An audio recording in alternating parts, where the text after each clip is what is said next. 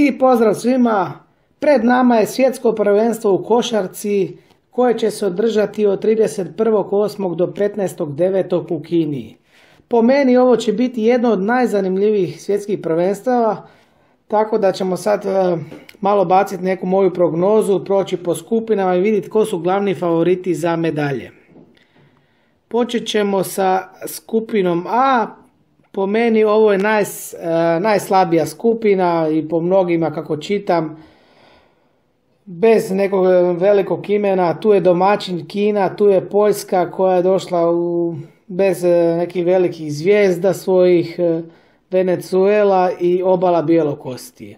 Stvarno je teško za prognozirati ko će tu dalje, dvije momčadi idu dalje iz svake skupine.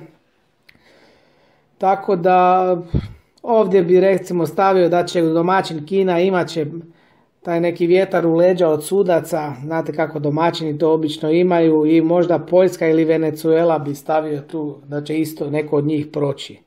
Jedino ko mi je tu bez šanse to je obala Bjelokosti. Skupina B, ovo je već zanimljivija skupina, tu se nalaze Rusi i Argentinci kao glavni favoriti, međutim tu je i Nigerija koja je vrlo opasna i sve više kotira među ljubiteljima košarke kao mogući pritajeni kandidat za prolazak iz ove skupine dalje. Rusi da im je ostao Šved, po meni bi bili prvi favoriti, međutim sada tu bi čak blagu prednost dao Argentini kao broj 1 koji ima puno igrača koji igraju u Španjolskoj ligi.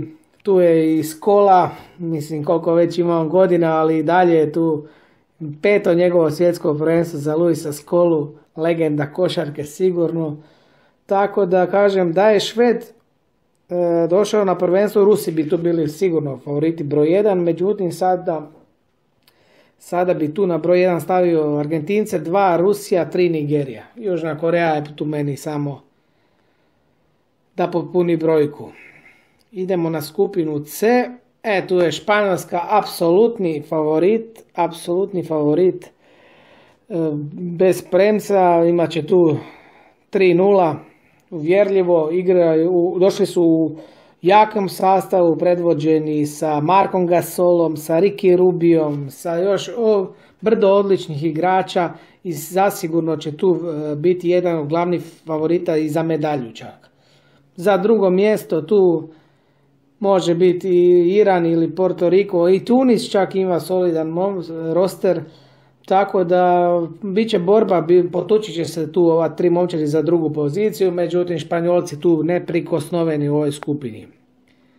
Skupina D, ovdje su Srbija i Italija glavni favoriti, to trebalo bi se desiti ne znam kako čudo da te dvije reprezentacije ne odu dalje iz ove skupine, svaka čast Angoli i Filipinima, ali mislim da će biti zadovoljni ako budu ispod 20 razlike prolazili, minimalno kažem.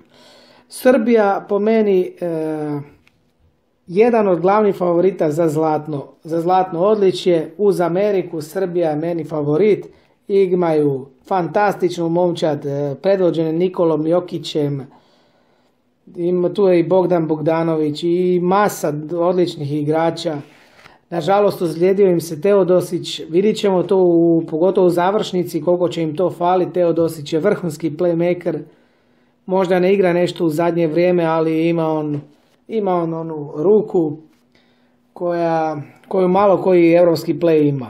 Talijani došli također u jakom sastavu, tu je i Bellinelli i Gentile i Gallinali, stvarno Haket je tu, imaju Italijani isto odličnu momčad i to će biti, pogledat ću tu utakmicu između Srbije i Italije, bit će to dobar meč, dobra utakmica i baš za sve ljubitelje košarke. Idemo dalje, tu je grupa E, tu je Amerika broj 1 favorit, po meni Amerika je broj 1 favorit na cijelom turniru, kasnije ću obrazložiti zašto. Turska broj 2, neka tu bude Češka 3, Japan 4, da previše tu ne kompliciramo.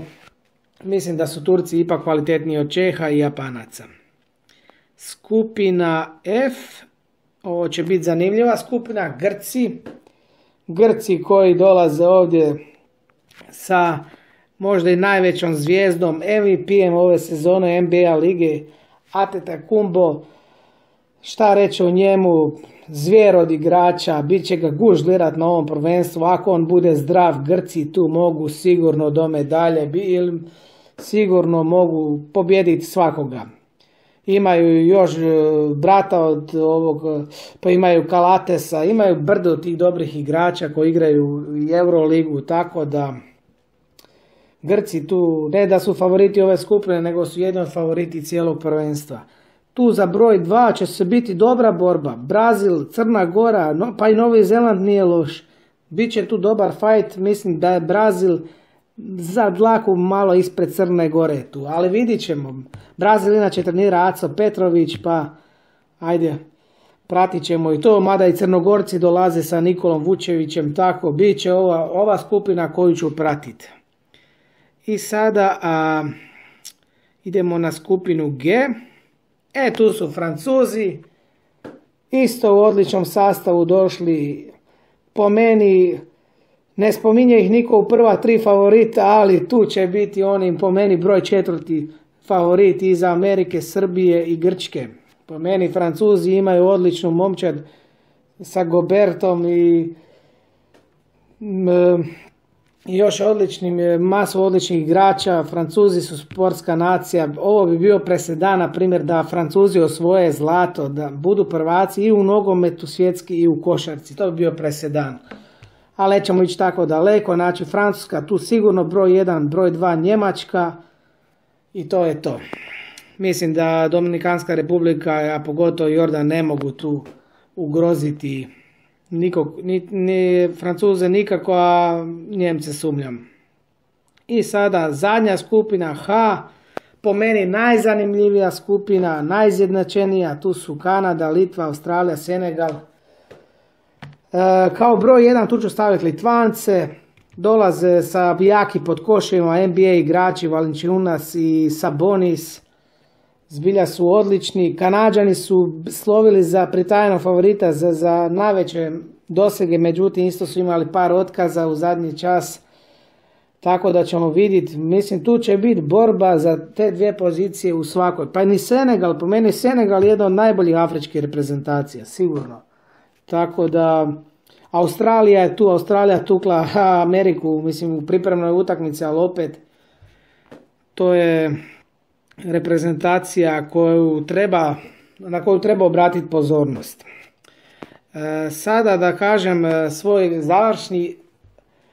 završnu prognozu, po meni broj 1 favoriti su ipak Amerikanci. Iako su imali brdo, znači tih otkaza, otkazali su skoro sve najveće zvijezde, međutim njihovu najveću snagu vidim na klupi, to je Greg Popović, po meni jedan od 3 najbolja trenera na svijetu, jedan od najboljih trenera svih vremena, možemo tako reći.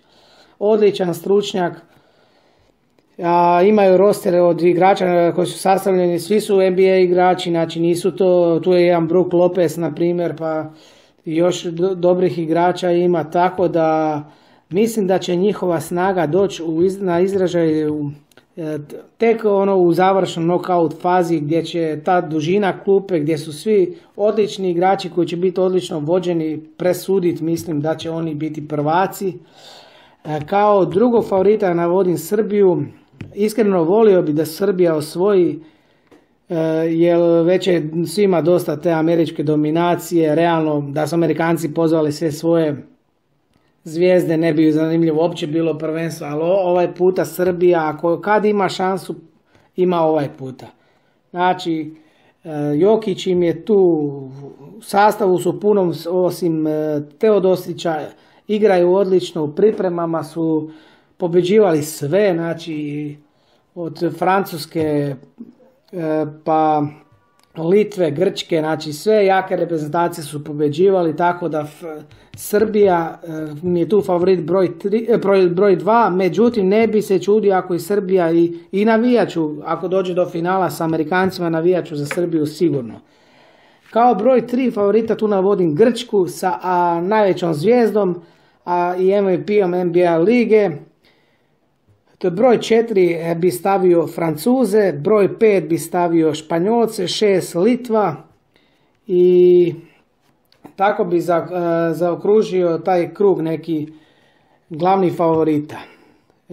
Sve u svemu bit će ovo vrlo zanimljivo, odlično prvenstvo za sve ljubitelje košarke i možemo reći da ćemo samo uživati ova 2 tjedna, nešto više od 2 tjedna. To bi bilo to.